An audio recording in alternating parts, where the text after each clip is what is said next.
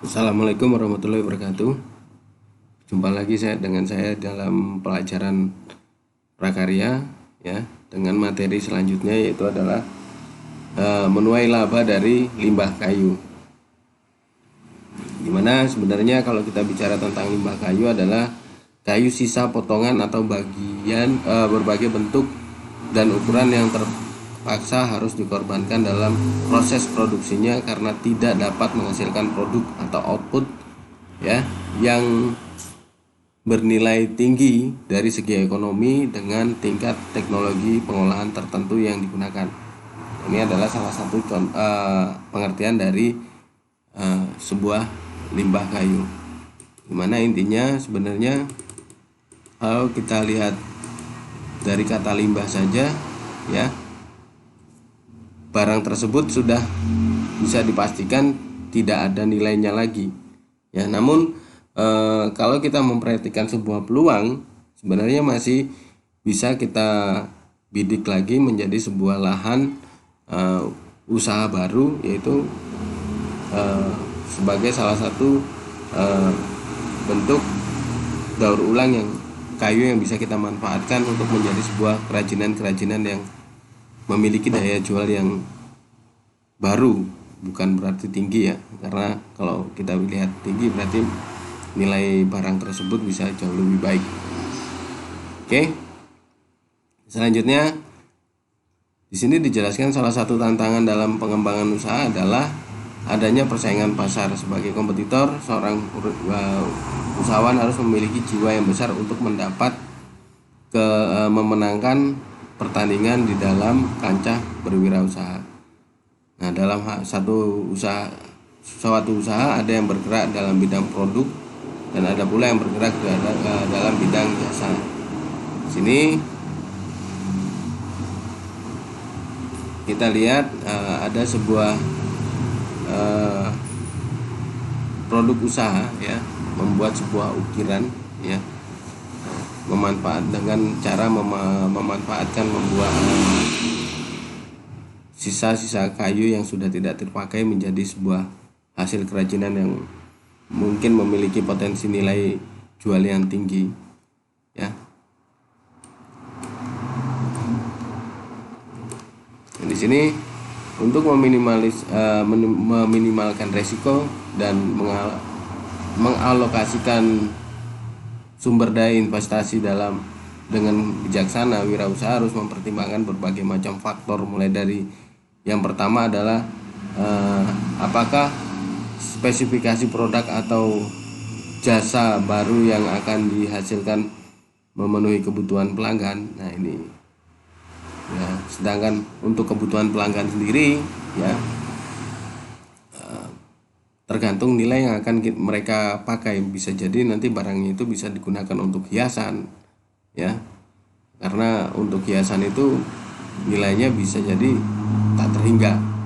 Dan kemudian selanjutnya itu adalah apakah produk atau jasa baru tersebut layak atau untuk dipasarkan. Dan kemudian yang ketiga adalah apakah proses pembuatan produksi ini sudah dikuasai dengan baik ya, berarti dalam hal ini adalah skillnya. Dan kemudian bagaimana keunggulan produk dan jasa dibandingkan dengan produk pesaing. Nah ini sebagai salah satu tolak ukur untuk mencari plus minus dalam hasil produksi kita ya. Dan kemudian selanjutnya adalah bagaimana strategi pemasaran produk atau jasa baru yang akan dipakai.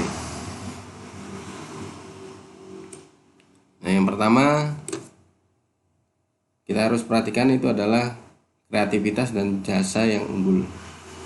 Dalam hal ini ya, sebenarnya kalau kita lihat pemanfaatan sebuah kerajinan ya, setiap wilayah itu biasanya memiliki berbagai macam karakter masing-masing.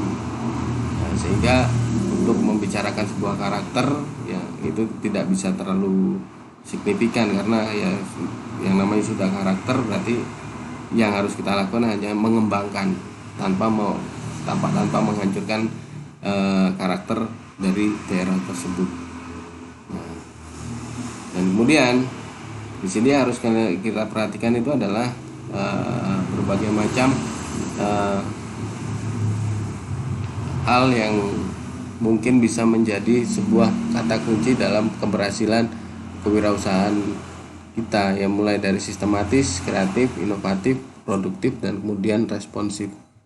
Jadi beberapa hal ini sebenarnya mulai dari kreatif, berarti kita harus bisa memikirkan bagaimana caranya produk kita jauh lebih baik daripada pesaing-pesaing kita.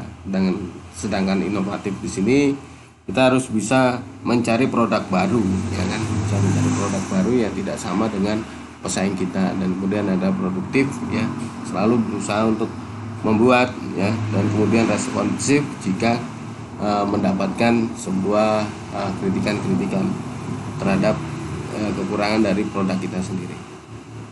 Dan selanjutnya, ya, ini sebenarnya semuanya itu bukan lagi menekankan ke materi tentang ini, ya, tentang apa namanya, daur ulang dari limbah kayu ini menyangkut kepada beberapa hal yang harus kita perhatikan dalam berwirausaha. Oke, ini ada lagi sedikit tips untuk menggali kreatif dan inovatif kita. Yang pertama adalah ubah cara berpikir dari negatif ke positif, ya.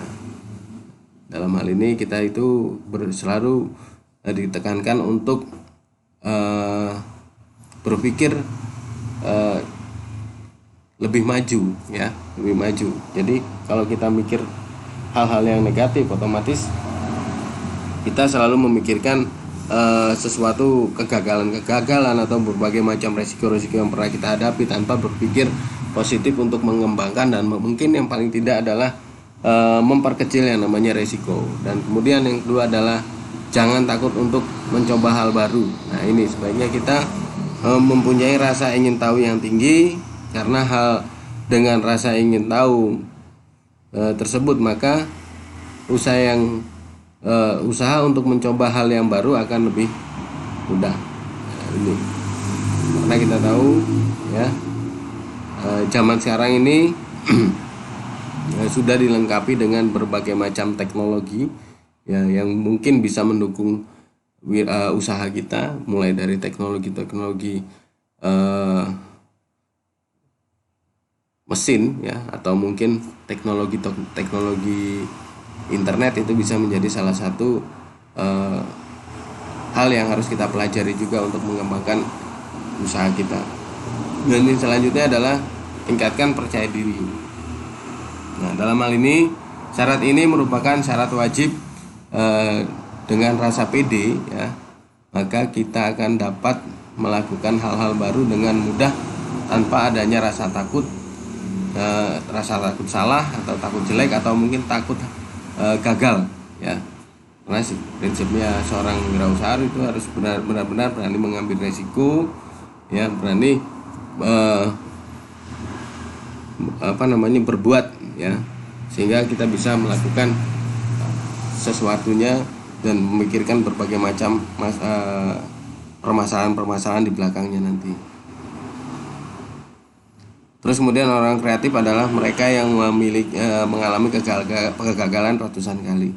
Jadi tidak usah khawatir dengan hal gagal, karena dengan gagal kita sebenarnya berpikir di mana letak kesalahan kita, sehingga kita jika sudah mengetahui letak kesalahan kita, maka bangkit untuk memperbaiki apa yang sudah kita lakukan, ya, yang sudah menjadi kesalahan kita. Dan kemudian tapi mereka mengambil pelajaran dari kegagalan itu sebagai peluang untuk mencoba lagi. Nah, ini yang tadi saya bilang, dengan cara seperti ini mungkin kita bisa mengembangkan apa yang sudah menjadi kesalahan kita yang terdahulu. Dan yang terakhir adalah sebagai penutup itu adalah berdoa, ya. Ini adalah salah satu pendukung spiritual kita untuk berpikir jauh lebih baik daripada hal yang sudah kita lakukan. Nah, sini kita langsung lanjutkan ke mengenal break even point, ya. break even point itu adalah sebagai penggerak usaha agar agar lebih mudah menjalankan usahanya, maka diperlukan pengetahuan dan pemahaman mengenai break even point atau yang disebut juga dengan titik impas, ya. BEP adalah suatu alat atau teknik yang digunakan oleh manajemen untuk mengetahui tingkat penjualan, ya, tidak berada pada posisi mengalami laba dan tidak pula mengalami kerugian. Jadi dalam hal ini kita juga harus mengetahui BEP atau yang disebut dengan titik impas. Jadi apa yang kita keluarkan, ya, paling tidak minimal paling minim itu adalah mengalami yang namanya titik impas. Nah, ini cara perhitungannya sistematisnya.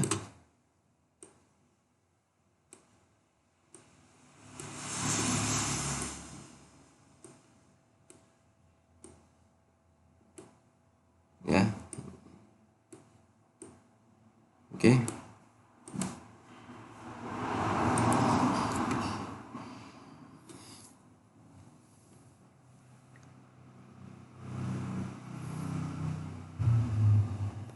Oke, saya akan melanjutkan dari sebagai pelengkap saja, pelengkap materi yang sedang kita bahas hari ini, ya. Itu adalah jenis-jenis limbah kayu, ya, berdasarkan dari asalnya limbah kayu digolongkan sebagai berikut, ya, mulai dari limbah kayu yang berasal dari pembukaan lahan, ya, untuk pertanian dan perkebunan, antara lain adalah kayu yang tidak terbakar, akar tunggak, dahan dan ranting. Dan kemudian yang kedua adalah limbah kayu yang berasal dari daerah penebangan pada areal HPH, IPK, antara lain potongan kayu dengan berbagai bentuk dan ukuran, tunggak, ya, kulit, ranting pohon dan yang berdiameter kecil dan tajuk dari pohon yang ditebang. Dan kemudian yang ketiga adalah limbah hasil dari proses industri kayu lapis, ya, penggergajian berupa serbuk kayu, terus kemudian potongan pinggir, serbuk pengamplasan lock end, ya, atau hati kayu, dan kemudian banner, ya, lembaran triplek. Nah, di sini dijelaskan kalau misalkan di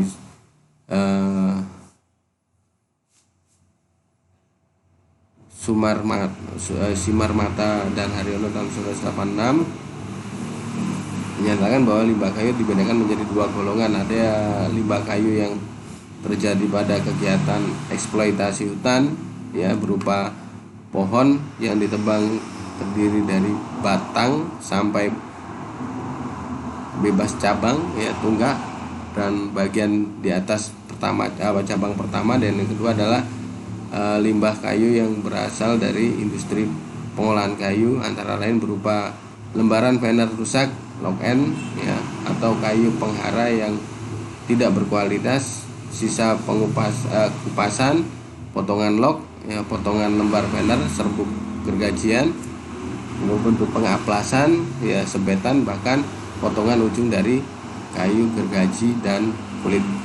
Nah, ini tambahan materi yang saya jelaskan tentang